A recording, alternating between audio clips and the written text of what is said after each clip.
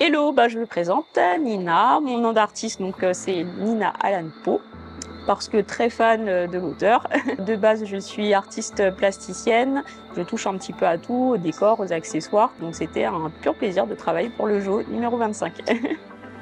Le concept du JO 25, c'était d'amener un univers féerique dans un lieu qui prêtait justement à ce qu'on puisse décliner un univers fantasmagorique. En fait, je me suis pas mal servi de ce qu'il y avait comme matière dans le décor où on a pu faire le shoot. Il y avait aussi un apport extérieur, un travail avec la fleur naturelle, de la fleur synthétique. Et puis, je me suis pas mal amusée avec le vivant, ramener quelque chose de supplémentaire à cette maison qui était déjà très vivante. Donc, l'idée, c'était vraiment de faire vivre le décor, de faire vivre les objets et bien sûr les bijoux et le personnage qui portait les bijoux. Le premier tableau, c'était un tableau qui était vraiment très intéressant parce que l'idée principale, c'était ce côté manichéen qu'on a dans les contes de fées avec la méchante marâtre ou méchante fée et le personnage un peu angélique qui rencontre, on va dire, la méchante marraine.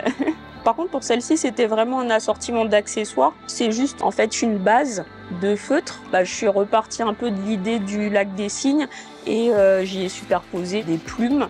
Ça, c'est un masque vénitien que j'ai un peu patiné. J'avais une vieille lampe qui avait du galon en dentelle. En fait, je l'ai arraché et j'ai utilisé ça pour orner en fait le masque vénitien. Donc, il y a toujours en fait une base et un apport d'éléments. Et par contre, le tableau sur le divan, ça c'était plus un travail de modiste parce que je suis modiste de base. Là, c'était l'esprit Belle et la Bête. L'idée d'Yvan, c'était vraiment qu'elle sorte de cette bibliothèque comme si elle essayait de sortir des livres. Là, l'idée, en fait, on a un personnage féerique qui dévale les escaliers, comme si elle atterrissait dans un autre monde un peu parallèle. Et puis, il y a eu aussi une composition sur place avec Florence de papillons réalistes. Pour le must-have, j'ai travaillé sur des champignons factices, j'ai fait des champignons sur une base de fimo.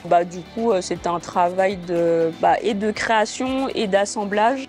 L'idée, c'était de partir sur des personnages mi-anges, mi-magiques qui, encore une fois, en mettant en valeur le bijou, puissent transporter un peu les lecteurs du jeu dans un univers un peu de rêverie.